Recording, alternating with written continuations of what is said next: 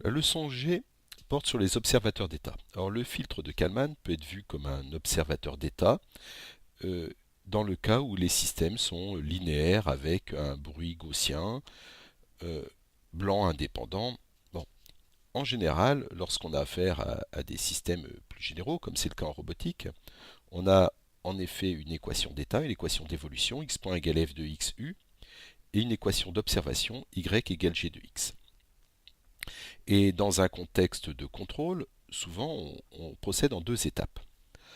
Alors, dans la première étape, on va supposer que on mesure l'état x, en fait ce qui n'est pas vrai, on ne le mesure pas. Et on va faire un régulateur, ici, un régulateur qui va nous calculer la commande U avec une consigne qu'on va appeler W. Et on va former, alors ce régulateur s'appelle un régulateur par retour d'état. Et il est relativement facile à trouver, alors on va donner des exemples tout à l'heure. Et ainsi, le système en boucle fermée, c'est celui-là. Le nouveau système en boucle fermée, c'est celui-là. Il va avoir comme entrée la consigne W, comme sortie Y, et ce nouveau système va se comporter d'une meilleure façon. Le problème qu'on va avoir, c'est qu'en général, X n'est pas mesuré. Donc, comment on va procéder? Alors je reviens en arrière. Ça n'existe pas. On ne peut pas mesurer. On va en fait rentrer Y et U à l'intermédiaire, à l'intérieur de ce qu'on appelle un observateur. Alors, observateur, qui lui va nous donner une estimation X chapeau de X. Voilà. Donc ensuite, on va appeler cet observateur, c'est typiquement un Kalman. Mais attention, le Kalman, c'est que dans un certain cas particulier où on est linéaire gaussien. Ensuite, une fois qu'on a ça, on procède comme tout à l'heure. On va faire un régulateur par retour d'état, le même que tout à l'heure. On va euh, l'injecter dans U, ici. Donc il va à nouveau se diviser en deux à ce niveau-là, pour aller là aussi. Ici, on va avoir notre consigne W. Celui-là, ce sera le régulateur toujours par retour d'état. Et le fait de combiner l'observateur et le régulateur s'appelle un régulateur par retour de sortie. Donc je vais entourer le régulateur par retour de sortie. Le régulateur par retour de sortie, euh, il est là. Alors je l'entoure. Il contient ça. Voilà. Donc le régulateur par retour de sortie, il a deux entrées. Premièrement, la consigne qui en fait indique ce qu'on veut pour, pour le système. Il va avoir une autre entrée qui va correspondre aux mesures capteurs Y et il va avoir comme sortie la loi de commande à appliquer sur notre système. Et de cette façon, on va former un, euh, un nouveau système que j'entoure ici, qui va s'appeler le système bouclé. Alors, il faut faire attention à ça. Ça, c'est le système bouclé, donc en boucle fermée, souvent on dit bouclé. Euh, le système qui est en bleu, euh, celui-là, ça va s'appeler le régulateur par retour de sortie. Retour de sortie. Le régulateur qui est en vert s'appelle le régulateur par retour d'état. Maintenant, X chapeau s'appelle l'état estimé.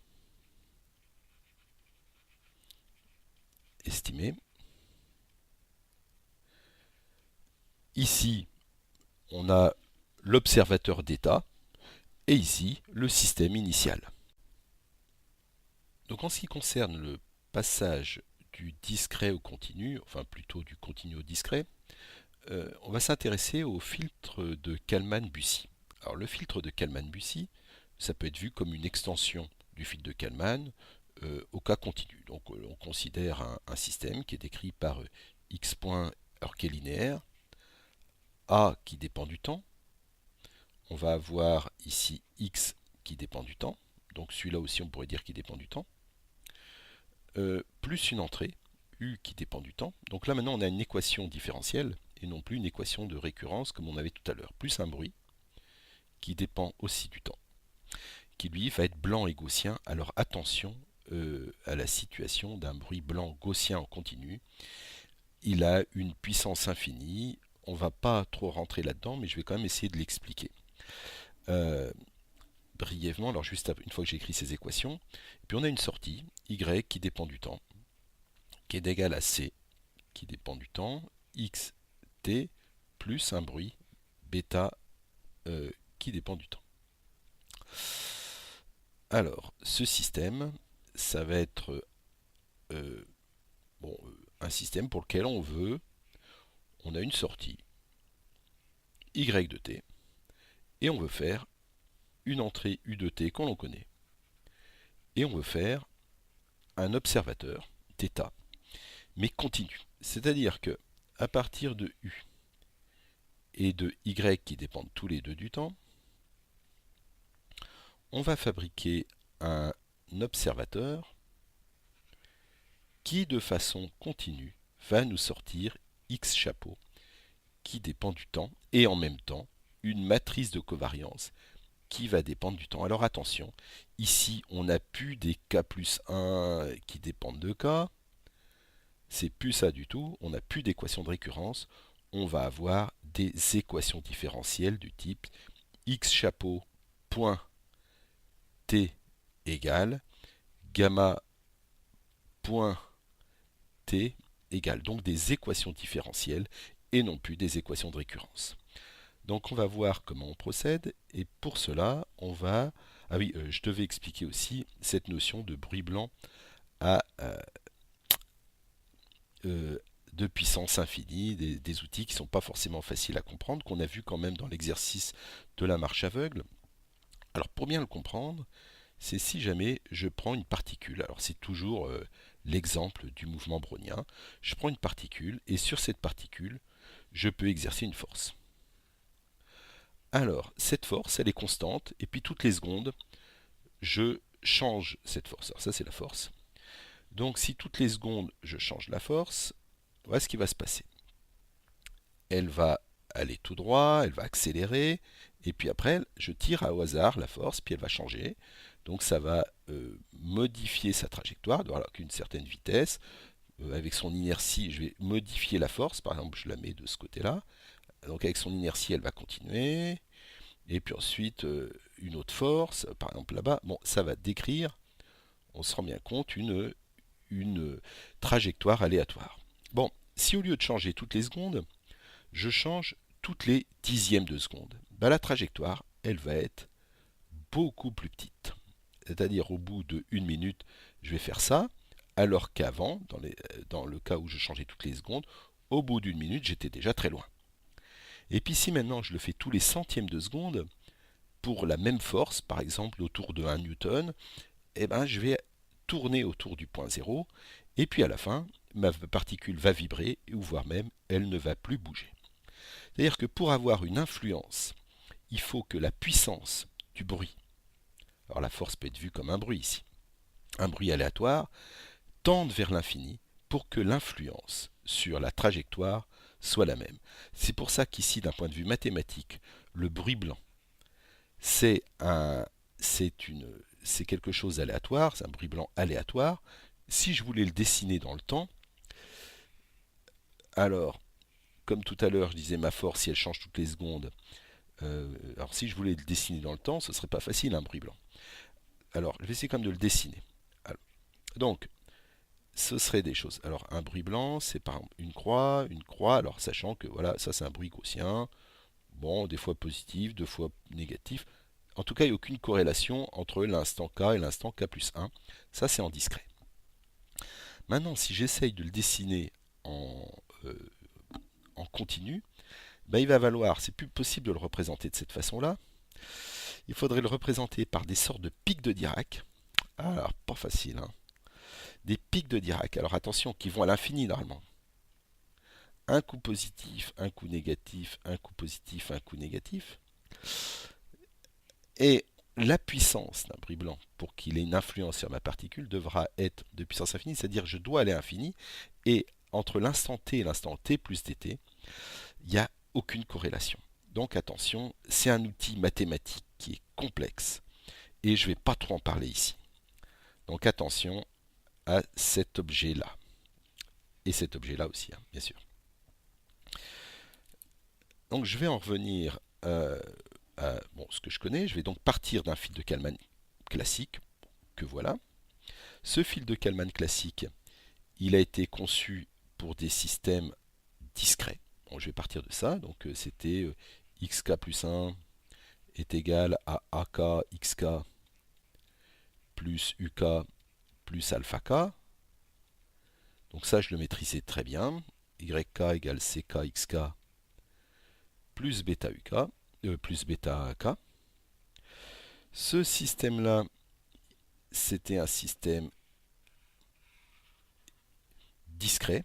Je le rentrais, j'avais mon filtre de Kalman qui était là. Je lui rentrais YK, UK. Je le rentrais aussi dans mon fil de Kalman qui était capable de me sortir deux quantités. X chapeau de K plus 1 sachant K et l'incertitude qui allait avec K plus 1 sachant K. Donc je vais partir de ça. Alors pour pouvoir partir de ça, il va falloir que bon, pour le filtre, pour avoir le fil de Kalman-Bussy, je vais donc partir d'un système continu qu'on avait là. Alors la première étape, ça va être de le discrétiser. Alors si je le discrétise avec un dt infiniment petit, je vais obtenir la chose suivante. Alors x k plus 1, donc est égal, alors c'est l'identité plus dt fois at fois xk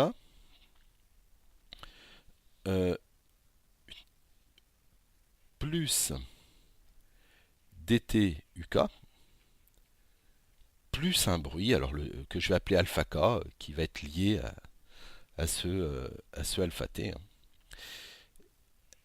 Alors attention, j'ai l'identité parce que j'utilise la méthode de l'air. Alors la méthode de l'air, c'est dire que x k plus 1 est égal à xk plus dt fois x point de k,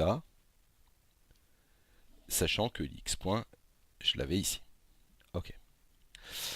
Et l'autre étape de la discrétisation, ça va être yk qui va être égal à c, alors là je vais mettre t, xk, plus bêta k. Bon, alors ici, oui, j'aurais peut-être pas forcément... ici, j'aurais peut-être noté t. T, voilà. Alors attention, parce qu'en effet, il ne faut pas se mélanger entre les t et les k. Ça, alors, ça correspond à AK, dans la notation du, du fil de Kalman qu'on retrouve là, hein, AK. Le UT, alors ici c'était T. Je l'appelle U, c'est UK, c'est celui qu'on a là. Et je me retrouve bien avec les notations du filtre de Kalman. Et je vais pouvoir l'appliquer. Alors maintenant, si j'essaie de l'appliquer, je vais reprendre ce fil de Kalman et je vais devoir faire une sorte de tableau de correspondance pour ne pas me mélanger. Alors le tableau de correspondance, le voilà, il va falloir que, alors je vais peut-être le noter un peu plus loin, là, hop. Le tableau de correspondance, c'est dire que AK, utilisant le fil de Kalman, on vient de le voir, c'est l'identité plus TT fois AT. Maintenant, le X chapeau K plus 1 sachant K, lui, bon, c'est celui que je dois avoir à la sortie, qui est là. Je vais l'appeler, dans le cas continu, ça va être mon estimé à l'instant t plus dt. En effet, il va falloir que j'établisse une équation différentielle, donc je vais essayer d'exprimer x chapeau de t plus dt en fonction de xt. De même, gamma de k plus 1 sachant k, je vais le réécrire gamma de t plus dt. Bon, maintenant, qu'est-ce que je vais avoir? Je vais avoir uk. Je vais le renommer le uk par dt fois ut, donc ça je viens de le voir. X chapeau de k sachant k-1, bon bah celui-là ça va correspondre à x chapeau t, c'est à l'instant précédent. Gamma de t, alors ici gamma de t, alors attention ici ce serait plutôt gamma de k sachant k-1, ça correspond à gamma de t. Et puis enfin les autres, alors il y a celui-là qui intervient, sachant k, je vais l'appeler momentanément x, allez, je l'appelle comme ça, x chapeau inversé de t. Et puis gamma de k sachant k, je l'appelle gamma de t, chapeau inversé. Maintenant, si je réécris tout ça dans le filtre de Kalman, je vais donc avoir la chose suivante. Alors, ici, la première équation, ça devient x chapeau de t plus dt. Alors c'est celui-là que je suis en train d'écrire. Est égal à l'identité plus dtat x chapeau inversé t plus dtut. Ici, je vais avoir gamma de t plus dt est égal à, de même, ça va être l'identité plus dt, excusez-moi, plus dt à t.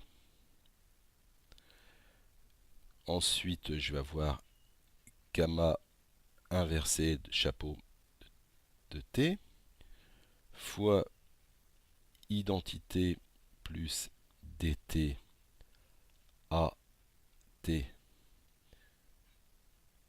transpose plus, eh ben, il va y avoir le gamma. Alors j'en ai pas parlé, mais le gamma, je vais le mettre sous la forme gamma alpha fois 1 sur dt. Alors pourquoi je mets ça? Je ne l'ai pas mis dans le tableau des correspondances, mais gamma, on a vu que lorsque on réduisait la période d'échantillon, alors c'est toujours le problème avec la puissance infinie du bruit, c'est plus le dt devient petit et plus la matrice de covariance doit devenir grande. Et on l'a vu dans l'exercice du marcheur aveugle lors de la discrétisation, il faut la rendre plus grande, cette matrice de covariance, en la divisant par 1 sur dt. Alors, ici, de la même façon, je vais avoir x chapeau inversé de t est égal à x chapeau de t plus le gain de Kalman fois l'innovation, y tilde de t. Alors sachant que l'innovation, alors je vais écrire celle-là aussi, je respecte l'ordre, gamma inversé de t égale, alors là si ça va me donner l'identité moins ktct fois gamma t.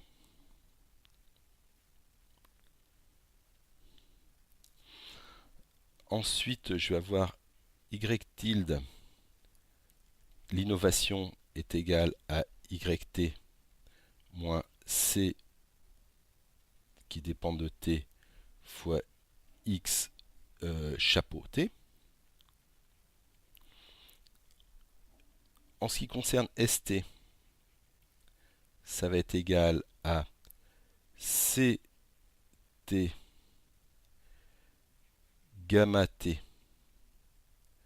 ct transpose plus, alors pour la même raison que tout à l'heure, 1 sur bêta gamma bêta.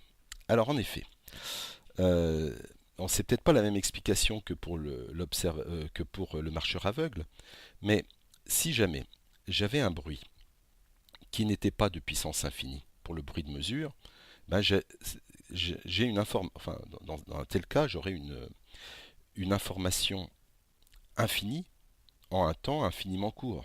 C'est-à-dire que j'arriverai à estimer l'état immédiatement. Ce qui en fait n'est pas complètement réaliste. C'est pour ça que de la même façon, de façon duale à ce qu'on avait pour l'évolution, on va considérer qu'on a un bruit de mesure de puissance infinie, donc énorme, pour avoir une convergence qui n'est pas immédiate, qui ne serait pas réaliste en fait. Alors attention, tout ce qui concerne les bruits, ça fait appel à des outils mathématiques que je préfère ne pas trop développer ici. Et enfin, il manque le gain de Kalman kt est égal à gamma t c transpose t s t moins 1. Alors là, déjà attention, c'est dt ici, de même qu'ici on avait dt. Alors, comme cette quantité qui est là, elle est infiniment grande, celle qui est devant, elle est négligeable. Donc je la raye. Je vais donc pouvoir ici remplacer st-1 par dt fois gamma bêta moins 1. Mettre le dt devant et j'obtiens donc cette équation qui est là. C'est ce gain de Kalman qui, remarquons-le, est infiniment petit du fait du dt qui est là. Donc, on va préférer introduire une quantité qui est de l'ordre de 1, qui va s'appeler KB comme Kalman-Bussy. Ensuite, en ce qui concerne les autres quantités, on sent bien que l'innovation qui est là,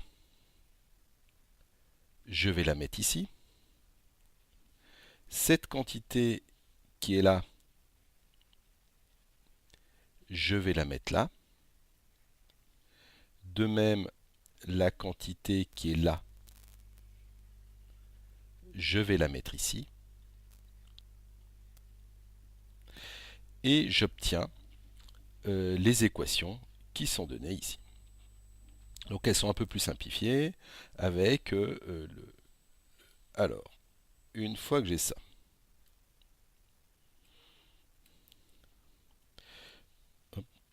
excusez-moi,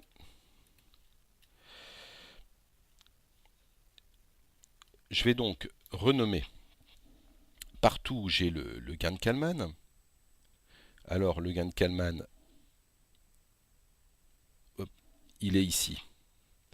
On le retrouve ici, on le retrouve ici. et je vais donc faire le réécrire en faisant apparaître le gain de Kalman-Bussy qui lui est de l'ordre de 1, alors que le gain de Kalman était de l'ordre de dt. Un infiniment petit, alors que l'autre c'est une quantité d'une grandeur je dirais, normale. Donc on va essayer de réécrire, on va développer cette quantité-là, et on va éliminer les termes d'ordre 2. Donc les termes d'ordre 2, c'est lorsque j'ai des dt au carré. Et on voit bien qu'on fait apparaître des termes d'ordre 0. Alors par exemple, le x chapeau t, il est d'ordre 0. Et on va le repasser de l'autre côté. Et les termes d'ordre 1, c'est ceux qui sont dt fois une quantité de l'ordre de 1. Et on va faire pareil aussi. On va développer, on va ne conserver que les termes d'ordre 1. Donc ça, c'est les termes d'ordre 1. Les termes d'ordre 2, ils ont tous été rangés là-dedans et je vais les considérer comme négligeables puisque mon objectif c'est d'obtenir une équation différentielle. Donc pour obtenir une équation différentielle, je vais passer cette quantité-là. Alors le i fois x chapeau, je le passe de l'autre côté. Donc ici je vais obtenir un moins x chapeau t. Les termes d'ordre 2 n'existent plus et je vais diviser tout ça par dt. Je vais faire pareil ici, de l'autre côté, c'est-à-dire que j'ai celui-là, que je passe de l'autre côté. Je vais donc obtenir moins gamma t. Celui-là n'existe plus, celui-là n'existe plus. Et je divise tout le monde par dt. Et ça, donc le dt en le simplifiant, ça va me simplifier ici le dt qui se trouve là, le dt qui se trouve là, et le dt qui se trouve là. Et de cette façon, je fais apparaître ici le x chapeau t dérivé, donc d sur dt, qui est là. Et ici, je me retrouve avec la quantité dérivée de gamma t qui se retrouve là. Donc, je me retrouve ici avec donc, ce qui me reste à ce niveau-là. Donc, ça et ça se retrouvent là. Et enfin, il y a une chose qui change, c'est dans la dernière équation, c'est cette quantité-là. Alors, juste un petit calcul qui me dit que C transpose gamma, enfin C de t gamma t. C'est égal, alors, je le transpose deux fois. C'est-à-dire c'est gamma t transpose, mais gamma t c'est une matrice de covariance, donc elle est symétrique, fois C t, le tout transpose.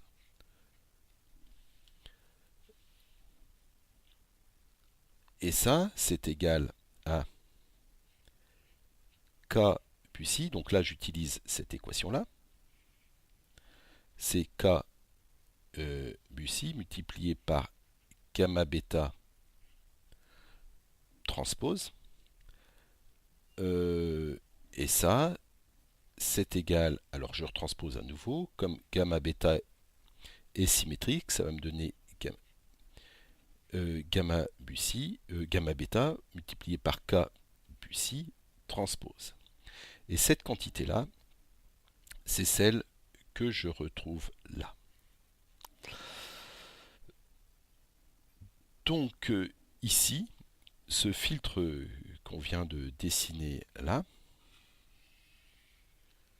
c'est le filtre de Kalman-Bussy qu'on avait évoqué au début, c'est-à-dire il va posséder pour entrée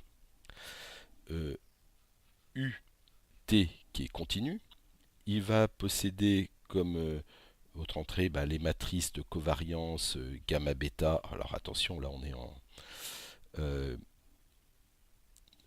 je fais abstraction de ces quantités qui sont infiniment grandes, hein. Et ils vont me retourner, et puis bien sûr YT, qui lui de façon continue. Et il va me sortir de façon continue l'estimé X chapeau T et gamma T, son incertitude. Alors attention, ce filtre-là peut être implémenté de façon analogique, avec des intégrateurs, des additionneurs et des multiplicateurs. Donc on peut dire qu'on peut implémenter le fil de Kalman-Bussy sur un calculateur analogique. Extended Kalman Filter, ou le filtre de Kalman étendu, qu'on note souvent le KF. Alors le KF, c'est une version linéarisée du filtre de Kalman. Donc on lui rentre Y à l'instant K, U à l'instant K, et il nous sort une estimation que je pourrais appeler X chapeau de K plus 1 sachant K, comme le fil de Kalman, avec l'incertitude associée donnée par la matrice de covariance gamma K plus 1 sachant K. Donc là, on suppose qu'on a affaire à un système discret. Si jamais il est donné sous forme continue, on peut le discrétiser. Alors, pour la linéarisation, je vais commencer par la première équation. Pour linéariser, il faut avoir une idée de la position du vecteur d'état. Comme ça, je vais pouvoir approximer f par l'application tangente. Donc ici, je vais supposer que le KF connaît x chapeau, que je vais appeler x chapeau k. Bon, donc l'état est autour de ça, puis je vais avoir une approximation à l'ordre 1 de la fonction f. Donc dans ce cas-là, j'écris x k plus 1 à peu près égal, puisque c'est une linéarisation, à f de xk uk.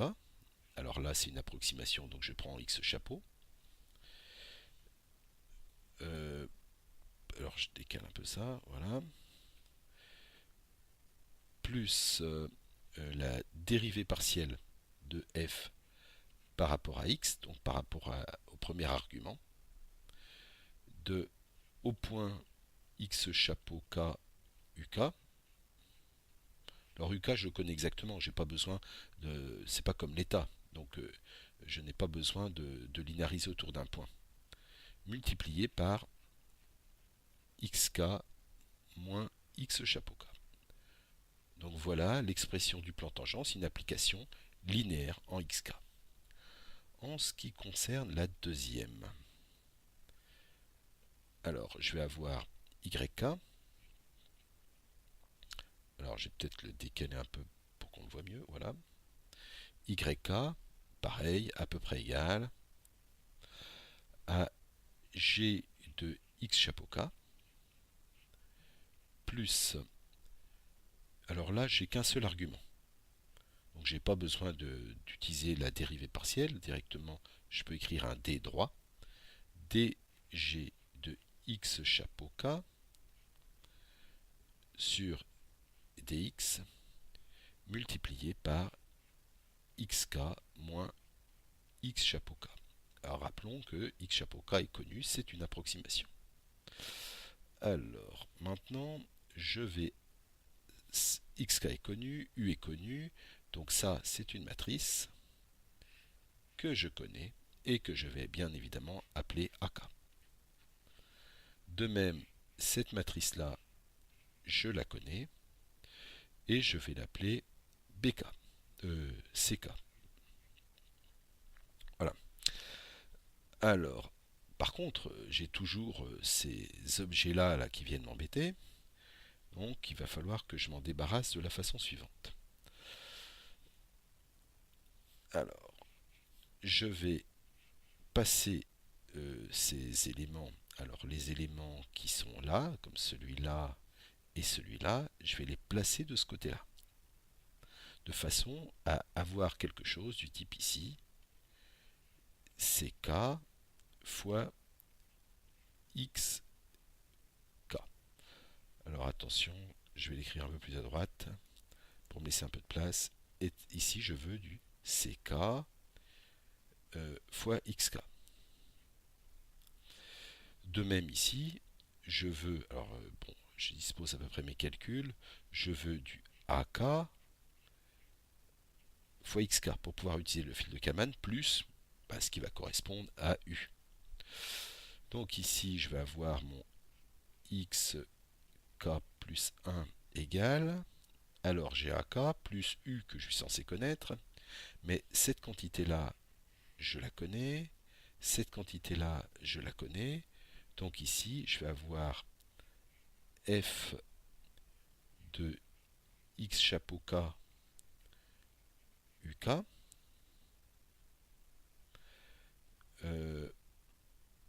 moins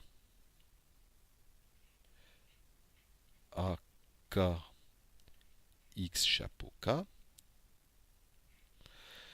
et puis ici, je vais avoir YK lorsque j'ai passé de l'autre côté, c'est-à-dire moins G de X chapeau K plus CK fois X chapeau K.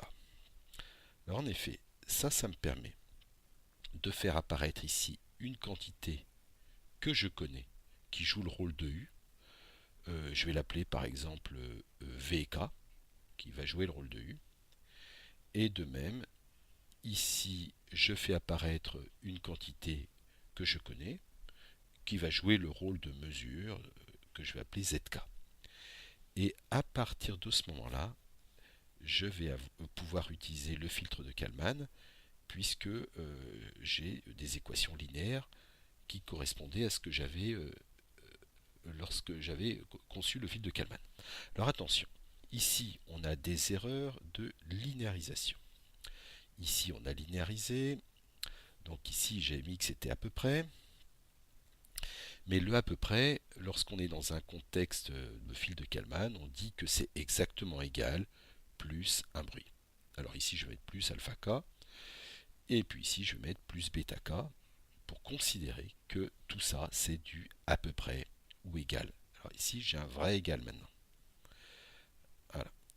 Alors, le alpha k, le bêta k, on va supposer qu'ils sont gaussiens alors qu'ils n'ont aucune raison de l'être. En général, une erreur de linéarisation, c'est pas du tout gaussien, c'est même pas centré, enfin c'est et en plus c'est absolument pas blanc. Donc le fil de Kalman, l'approximation qu'on fait, elle est très approximative et elle engendre plein de problèmes sur le Kalman étendu. Mais que faire d'autre? C'est pour ça que le Kalman étendu est aussi souvent utilisé en pratique, c'est parce qu'on n'a pas grand chose d'autre à notre disposition. Je reprends donc mon filtre de Kalman et je vais remplacer le Y par un Z.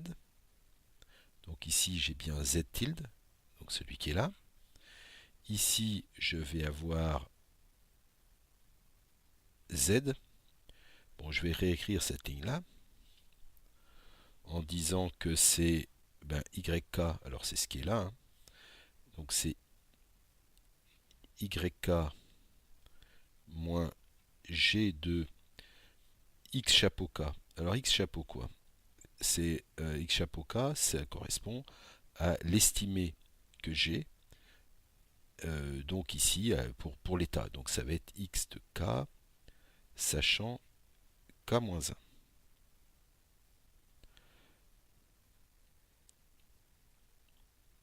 Voilà. Ensuite, je vais avoir plus CK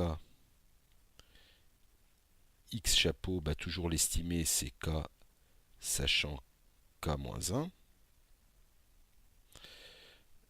Et il va me rester ici ce moins celui qui est là, moins CK de X chapeau de K, sachant K-1. Puis les deux, on voit bien qu'ils vont se simplifier. Donc ça se simplifie avec celui-là. Alors maintenant l'autre c'était le U. Le U qui est là, alors va être remplacé par le V du coup. Le V c'est celui qui est là. Donc ici je vais écrire que c'est égal à AK X chapeau de K sachant K plus VK, ça fait F de... Alors X chapeau K c'est l'estimé que j'ai Donc ici, ça va être x de k sachant k, parce qu'en effet, il a été calculé à partir de z tilde. Alors le z tilde, il va se retrouver là aussi, bien sûr. Il a été calculé là, donc il est disponible. Et il est meilleur que le x chapeau de k sachant k-1. Donc ici, je vais avoir ça, virgule uk. Et puis il me reste le moins ak x chapeau de k sachant k, donc celui qui est là, bien sûr, qui vient se simplifier avec celui-là. Alors une dernière chose qu'on peut rajouter, c'est bien évidemment les matrices A et C. Donc AK égale d rond F sur d rond X, X chapeau. Alors ce qui est ici, je vais mettre de K sachant K-1, virgule K. Et pour la matrice CK, c'est CK égale dg sur dx de x chapeau de k sachant k-1.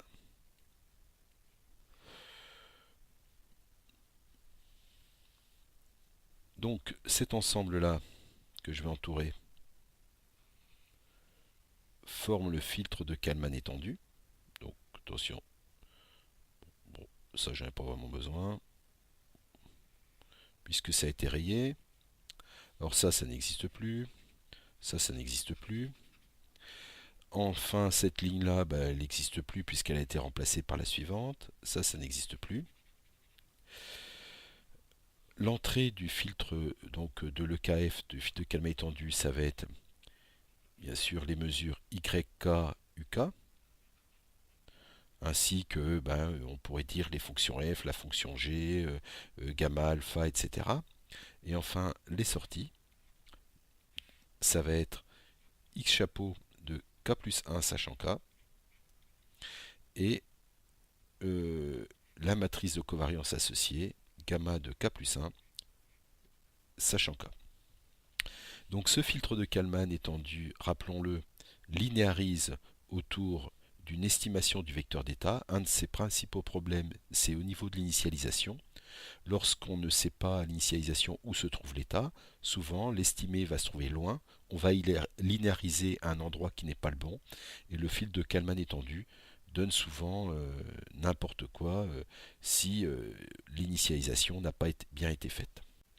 Dans les observateurs qui tournent autour du filtre de Kalman, on a vu celui de Kalman-Bussy, on a vu le filtre de Kalman étendu. Il y en a un autre qui est aussi intéressant, qui permet de peut-être comprendre d'une autre façon euh, comment fonctionne le principe de prédiction-correction. C'est l'observateur de Leuenberger. Alors, il est complètement déterministe dans le sens où il n'y a pas de probabilité, de matrice de covariance. Donc on peut le trouver plus simple euh, si on n'a pas les outils probabilistes. Alors, on fonctionne complètement dans le cas continu. On a x point égale ax plus bu. C'est un système comme ça. Alors on va l'appeler plus u. Et on va avoir ici y égale cx. Donc ça c'est un système. On ne parle pas de bruit. C'est à peu près, mais bon, peu importe. U et pour sortie y. Alors maintenant, en ce qui concerne l'observateur de Leuenberger, donc je vais le mettre ici, il va avoir pour entrée U et Y, il va essayer de nous retrouver un certain état X chapeau. Donc l'idée c'est déjà de recopier ce système. Donc ici je prends U et je vais le refabriquer. Alors pour le refabriquer, je vais mettre par exemple câbler cette première ligne, je vais mettre donc un intégrateur, ça, avec comme sortie X chapeau. Je vais le faire revenir ici par une matrice A. Donc je suis en train de créer un simulateur, simuler ce système. Ici, je vais mettre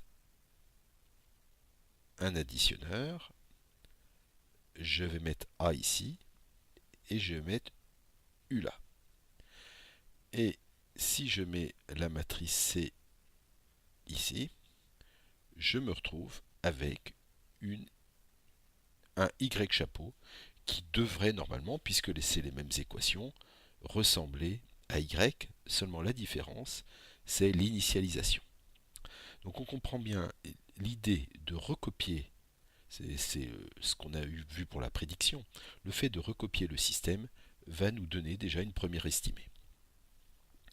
Maintenant, ça ne suffit pas, l'étape de correction, ça va être bien évidemment de comparer Y chapeau Y. Donc ça c'est ce que fait aussi le fil de Kalman. Donc je le fais revenir ici. Je vais mettre ici moins plus et je vais les comparer. Donc là je suis en train de fabriquer l'innovation. Alors ici je vais l'appeler Y tilde, cette innovation. Et je vais la faire revenir dans un gain que j'appelle moins L. Alors moins, parce que classiquement en automatique, lorsqu'on fait un retour, on l'appelle moins, mais on aurait pu l'appeler plus aussi. Pourquoi L? L comme Leuenberger. Et je vais venir modifier ici l'évolution de X chapeau. Donc ici, bien sûr, j'ai X chapeau point. Hop, voilà. Et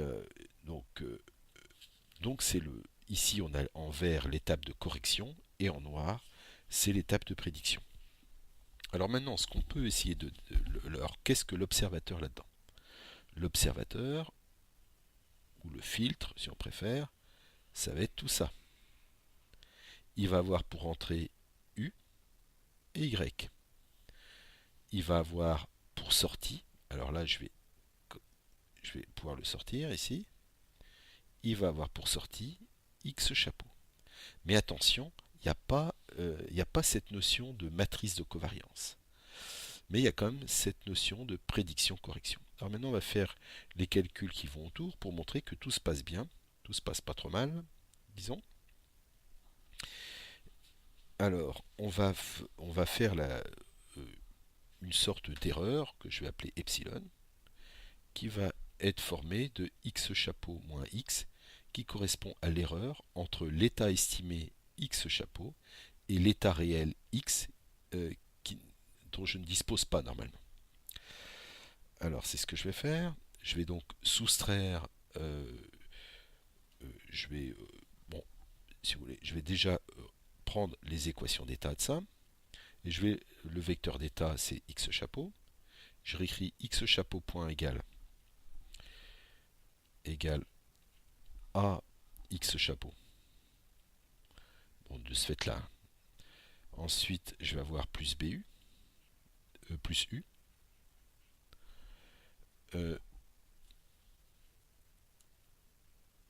Ensuite, je vais avoir moins L fois CX chapeau moins CX.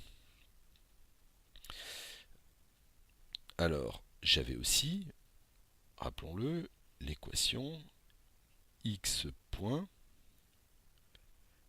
est égal à x plus u. Donc, puisque j'ai appelé epsilon et x chapeau moins x, je vais soustraire ces deux équations. Et de ça, j'en déduis que epsilon point égale. Alors, si je soustrais les deux équations, les u vont se simplifier. Ici, je vais avoir a fois epsilon, parce que je vais faire apparaître le x chapeau moins x. Et il va me rester moins LC epsilon. Ou si on préfère, epsilon point est égal à A moins LC epsilon. Donc maintenant, il va falloir choisir cette matrice L intelligemment. Alors, L, ça correspond à ce qu'on avait avant, cet inconnu, ça correspond au gain de Kalman, à ce qu'on avait appelé K. Alors, comment le choisir intelligemment? Avant, il avait été choisi par des critères probabilistes. Ici, on va les choisir par des critères de décroissance exponentielle. C'est-à-dire, on voudrait que l'erreur converge vers 0 de façon exponentielle. Alors, on pourrait le faire converger très vite en choisissant le L qu'il faut. Mais en fait, si on le fait converger très vite, on peut avoir une décroissance très rapide, mais avec ce qu'on appelle un overshoot, c'est-à-dire une erreur momentanée de x chapeau moins x qui se trouve être très grande et qui peut perturber un potentiel régulateur. Donc il faut avoir, il faut le converger de façon relativement raisonnable, et de façon raisonnable, ça correspond aux constantes de temps du système. Si par exemple on a une voiture et on veut qu'elle réagisse avec de l'ordre de la seconde, et ben on va choisir des constantes de temps autour de la seconde. Donc comment choisir L? Et ben on va choisir son polynôme caractéristique. Donc pour ça, on va dire, donc pour trouver L, alors trouver L, alors comment faire? Ben on va demander à ce que le polynôme caractéristique, donc le polynôme caractéristique c'est déterminant de SI moins A plus LC soit égal à un polynôme désiré pour l'observation de S. Alors S c'est la variable de la place. Alors si jamais j'écris ça correspond à un déterminant, donc si jamais je l'écris formellement, je vais faire apparaître les coefficients de la matrice. Alors la matrice L, elle va avoir euh, autant de colonnes que la dimension de vecteur d'état et autant de lignes euh, que j'ai de sortie. Donc, oui, excusez-moi, autant de colonnes que j'ai de sortie et euh, oui, autant de colonnes que y, que la dimension de y, et autant de lignes que la dimension de x. Donc en fait, j'effectue la résolution de cette équation. Alors que choisir pour le polynôme désiré?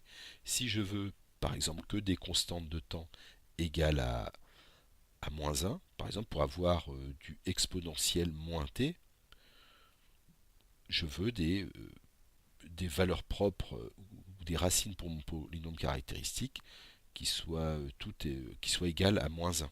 Donc dans ce cas-là, je vais mettre par exemple s moins plus 1 puissance n. Donc si je développe ce déterminant, je vais pouvoir identifier les coefficients de L de façon à respecter ce polynôme caractéristique. Donc cet observateur de Lemberger, il est, je dirais, relativement facile à comprendre. Il, a, il fonctionne en continu, mais il fonctionne de la même façon en discret. Il reste sur le principe de la prédiction et de la correction. En revanche, il ne permet pas euh, de- d'avoir des informations sur l'erreur, ce que fait le fil de Kalman. Dans cette leçon sur les observateurs, on a vu trois observateurs qui tournaient autour du fil de Kalman et qui sont classiquement utilisés. Le fil de Kalman-Bussy, donc qui fonctionne en continu, de la même façon que le Nmerger fonctionne aussi en continu, c'est-à-dire que ça permet de, de réaliser des circuits analogiques. Alors par moment, ça peut être important lorsqu'on travaille avec des grandes fréquences. De plus en plus, on travaille avec des ordinateurs. Euh, Ça a peut-être moins d'intérêt qu'à une certaine époque, mais pour les hyperfréquences, ça peut être important d'aller très vite et de devoir le réaliser de façon analogique. Ensuite, le KF, alors lui on l'a présenté plutôt en discret. Alors, les, on avait le Kalman Bussy qui utilisait des informations probabilistes. Le KF aussi, on pouvait dire que la linéarisation elle n'était pas très bien traitée, mais on reste quand même sur une approche probabiliste. Le NBRG, il n'y a plus du tout de probabilité. On est dans un concept, dans un, dans un monde bon, déterministe. Il n'y a plus de probabilité. Alors, le Leuenberger, alors il y a le problème des matrices de covariance qui est toujours difficile à régler. Lorsqu'on a une approche probabiliste, surtout lorsqu'on a des discrétisations temporelles qui sont faites, lorsqu'on a des erreurs de linéarisation, les matrices de covariance sont parfois difficiles à, à choisir. Donc il n'y a pas de méthode, il faut une bonne intuition, il faut une connaissance du système, il faut des simulations. Bon, là il y a le problème des matrices de covariance. Par moment, on va préférer l'observateur de Leuenberger parce qu'on arrive à mieux maîtriser les constantes de temps. On sait que si on est linéaire, x chapeau va converger vers x et parfois c'est tout ce qui nous importe. Et régler des matrices de covariance, c'est parfois moins intuitif que euh, se rendre compte euh, que de vouloir donner une idée à quelle vitesse on voudrait que l'estimé converge vers x.